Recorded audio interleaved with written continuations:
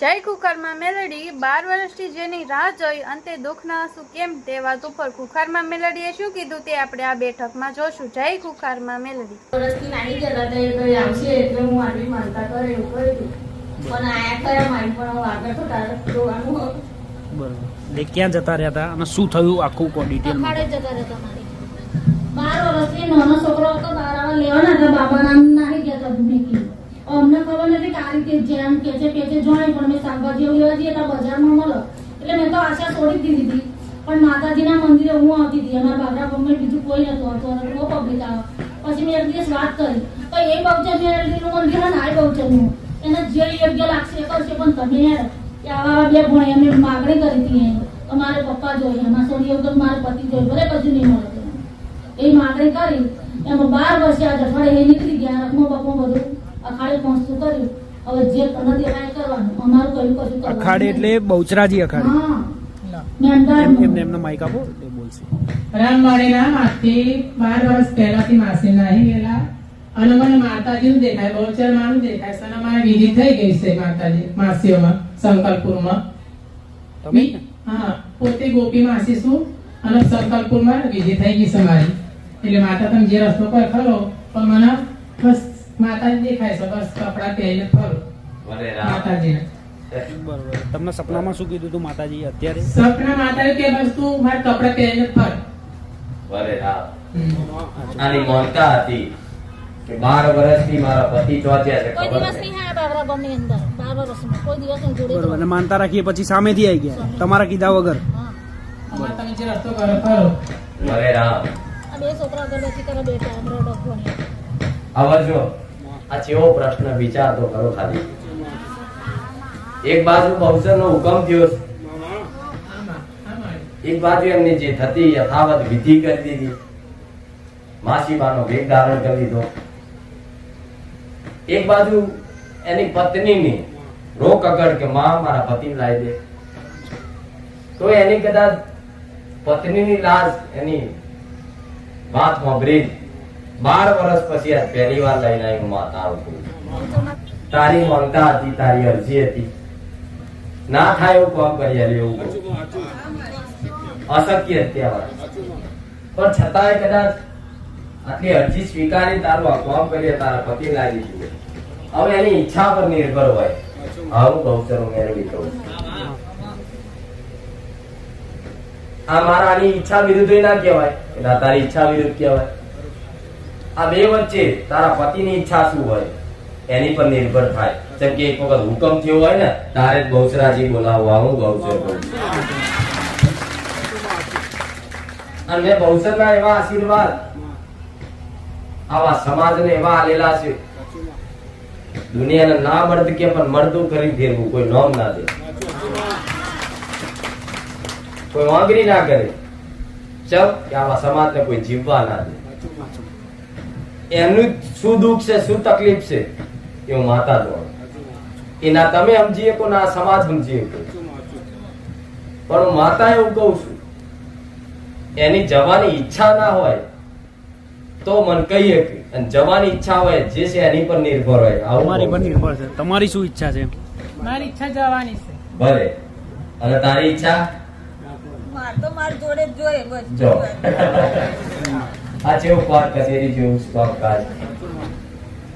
હવે સીધી ભાષામાં વાત કરું વિધિ પ્રમાણે થઈ જાય ખબર છે ક્યાંક નહીં બોલો વિધિ થઈ ગઈ. વિધિમાં સંકલ્પ કરાવો, સોગંદ વચન આવે બરોબર. એ સંકલ્પ તોડી જો તારી જો રહેશે તો એનું સાચું ખોટું. પણ આ પ્રશ્ન કદાચ જો પહેલા બન્યો હોત જવાની તૈયારી હોત અને એ સમયગાળા કદાચ મારા જેવી માતા મને હોપ્યું હોત તો હું એવું કહું છું જવા ના દો આવું કહું છું. આ તો ભગવાનના લેખમાંથી લેખ લખાયેલો હોય પણ તમારી ઈચ્છા હતી, તમારી અરજી હતી એટલે મારે પૂરી કરવી પડે. પણ હું માતા એવું કહું આના બે રસ્તા થઈ.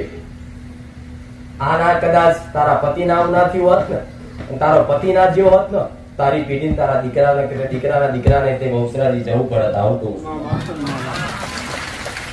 જો તારો પતિ જોતો હોય તો દીકરા ત્યાગ કરવા તૈયાર છે. એ બહુચર હું સોલંકી પેઢીની, એ બહુચર બહુચરાજી વાળી, એનું કેવું એવું છે કદાચ એનો પતિ હું આપી દઉં, પણ આવનારી આગળની વસ્તી એનો દીકરો કે એનો દીકરાનો દીકરો મને એવું વચન આલે કે મારા આની આ જ પેઢીમાં હું બહુચરાજી મોકલી, તારો હુકમ થશે તો ઓટોમેટિક લઈ જજે, કોઈ વાંધો નહીં. હું માતા એવું કહું છું કે આના લક્ષણો દૂર કર્યા એ માતા. આ પ્રશ્ન બહુ ગંભીર છે. એના કરતા આદી મળી અંદર શાંતિથી એકબીજા વાત સમજી કરી દો. થારું શું દીકરો ત્યાગ કરવા તૈયાર છે? બે ઓપ્શન, પતિ જોઈએ છે કે દીકરો? તો તારે જાતે સમજવાનું જો મારે જો કોઈ ખોટો ન્યાય નહીં હોય હો. અને ખોટો ન્યાય કરો તો મારો ભગવાન મારું સદ લૂટી જાય. આવી હું મેલડી છું. તો પછી તારે જે છે એને સ્વીકારી લેવું પડે.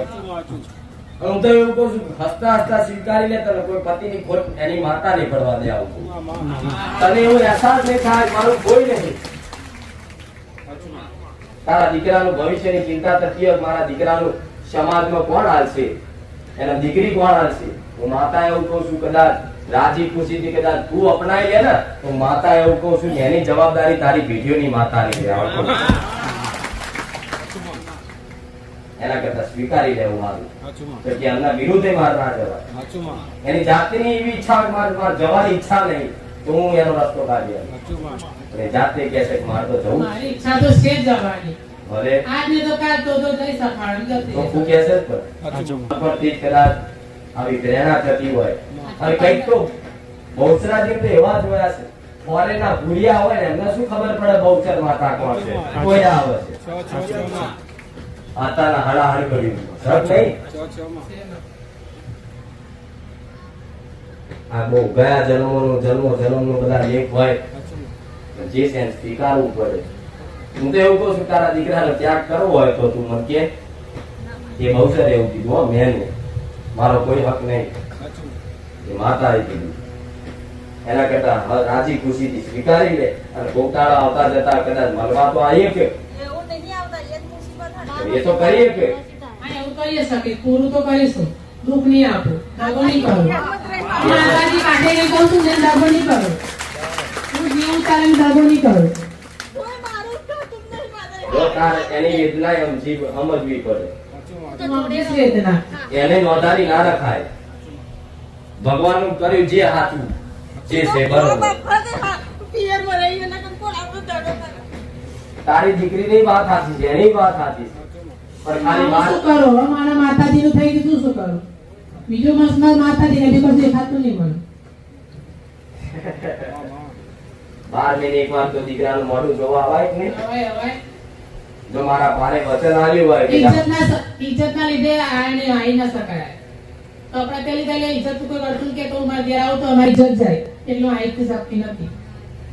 આવો મગજમાંથી કાઢી નાખજો. આબરૂ રાખવા વાળો મારો ભગવાન બેઠો છે. કપડા પહેરી કેમ ના આવી શકું? મારી કે એમની બહુ ઇજ્જત હોય કે ઇજ્જત ઉપરથી માસી માના તો આશીર્વાદ લોકો લે છે. જો આટલું ઘરે આવવાનું કહું તો મારવાનું કેમ? ધારી લે મારું તલવારી માર ઘરે નહીં આવવાનું કે એમનું દુઃખ કોઈ ના સમજી શકે. સમાજ શું કરું?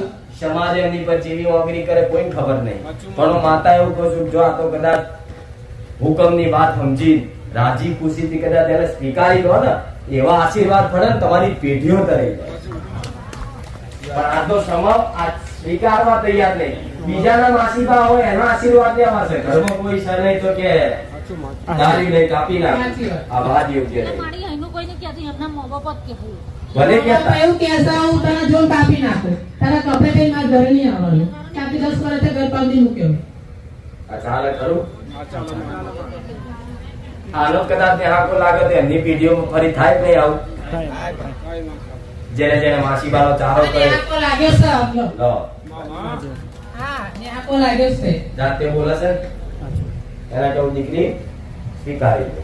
મારી હું તો તૈયાર જ છું પણ એમ તમારા છોકરાનું કઈ વિચાર હે શું મારા પારે બોલી શું કીધું હું પારે બોલે હું દગો નહીં કરું દગો નહીં હું કરું. સાથ આપીશ કીધું હવે ભાઈ મારે જોવાનું 12 મહિને 6 મહિને 2 મહિને ઓટો મારીશ પૂરું કરી બધું બસ આ મંજૂર સમય આ બધું મંજૂર સમય બરોબર છે ભાઈ ખરું મારું તું એક વાત તો કે તમે એકવાર તો કહો કે મંજૂર છે એમ એવું કે છે તમને મંજૂર હોય તો જો બરાડે નહીં બોલાવતી હો જે છે એને સ્વીકારવું પડે ભગવાનનું માને જેવું મારા નસીબમાં ભગવાને લખ્યું હશે એવું થયું એમ કરી સ્વીકારી લેવું પડે એ કહે છે કે 12 મહિનામાં એક વારે તે 2-4 વખતે મોઢું જોવા હું ગમે તે આવીશ વાર તહેવારે એ નહીં આવે તો સપને કેમ કે જા પાકું ને મારા પારે સમાજ તો આમાં દુનિયા વાતો જ કરે ખોટી એનો વાપરીને કદાચ જીવન રોકનારો હોય જે છે એને સ્વીકારવું પડે એ રીત કરો ને તો જ કદાચ આગળમાં જીવનમાં કદાચ સુખ શાંતિ મળે નકર આ રીત રોઈ રોઈ દાડા તો મળતી ઘડીએ તમને સુખ નહીં મળવાનું મળ્યા પછી ના મળે સાચું ઇજ્જત તો આપી જ નહીં નકાર જ આપ્યો સમાન શેઠે દૂર જ રાખે જોર સમાન કાર ચડવાનું પર એની પર કાપી નાખું હે, ઓલું મોગા માતા જેવું કરો તો કોકનો હું વિશ્વાસ રાખવાનો આમનું ગોત્ર બદલાઈ જાય ખબર ના હોય બદલાઈ જાય ગોત્ર બદલે તો તમારું તમારા વિધિ કરે પછી એ વિધિમાં ગોત્ર બદલાય બદલાઈ જાય બધું કુળદેવી આખી બદલાઈ જાય આખી બદલાઈ જાય એટલે જે બી તમામ હક દાવા લાગતા હોય પ્રોપર્ટી મિલકત બધાથી બેદખલ થઈ જાય બરાબર. હા શું ખોટું સાચી વાત લાખ રૂપિયા પણ છતાંય તે કદાચ જો આટલી વાત કરતા હોય કે 12 મહિને એક વારે તે હું આવીશ અને દુખી નહીં થવા દઉં સુખ દુઃખમાં ભાગ આલીશ તો એવું કહું છું સ્વીકારી લો તો મારો રોમ તમારી જોડે રહેશે આવા મારા આશીર્વાદ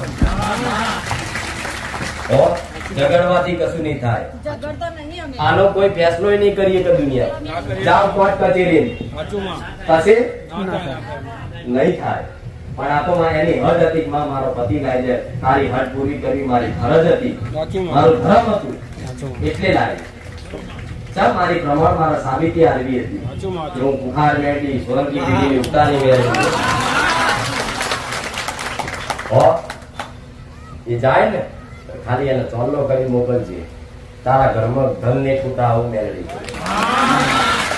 લાજી ફૂટી ચોલ્લો કરી મોકલજે જેમ કદાચ પેલાના દીકરા એની માં હોય અને એનો દીકરો કોઈ ભગવાન માતાજીની ભક્તિમાં એટલો બધો રંગાઈ જાય ને ત્યારે સંન્યાસ લેવો હોય તો પેલાના મા બાપ એમને સંન્યાસ લેવા રજા હતા કે જા તું તાર સંન્યાસ લે મારા આશીર્વાદ છે એક છે મોક્ષના દ્વાર સુધી પહોંચી જતા ખાલી રજા આલે ખાલી ચોલ્લો કરી મોકલે ને તારા ઘરમાં એવું કહું છું ધન નહીં ખૂટા આવું મેળવી તમારા જમીનનો ડખો ભાગ્યા છે આવું માતા કહું હા શું ખોટું જમીનનો ડખો છે ને? નહીં?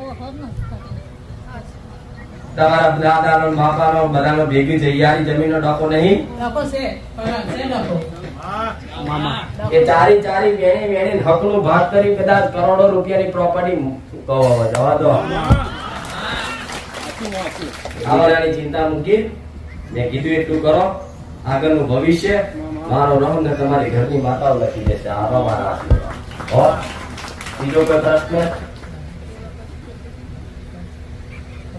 મારો તો અનુભવ નહીં હોય બહુ કઈ રીતે અનુભવ અમે વિડિયો આલ્યો તો જોવા કાઢે વિડીયો અને તમે કેટલા વિડીયો જોયા મેં માતાજી વિડિયો 6 વિડિયો જોયા એમાં મને મન લાગી ગયું કેવું લાગ્યું કમરમાં જવું સમાડી હું કઈ નેડી જવું સમાડી 6 જ વિડીયો જોયા ખાલી માતાજી 6 વિડિયો જોયા 6 દિવસ આખો દાડા બેઠા એટલે પતી ગયું ટેન્શન તારા ઘરમાં તમે વિડિયો જોવો એ અખાડામાંથી 4 દિવસથી કકડાટ કરી નીકળી ગયા છો ગાડી ભલે ભલે કોઈ વાંધો નહીં. એ પાછા જઈશ તો કકડાટ નહીં કરું જવું છે મને યાદ કરીને આગળ કરી જજો તમારે જો જવું હોય તો મોકલી દઈશ બરાબર મેં કીધું દીકરી સ્વીકાર લે હો રાજી ખુશી કોઈનું ગયું ના ઉભરીશ દુનિયા ગમે તે કહે પણ જો મારો ફેસલો કદાચ ખોટો લેવો અને સ્વીકારવું જ પડે આ. જે છે એ સ્વીકારવું જ પડે તો તમે કદાચ હા ભાઈ ભલે આશીર્વાદ ખૂબ રામ હો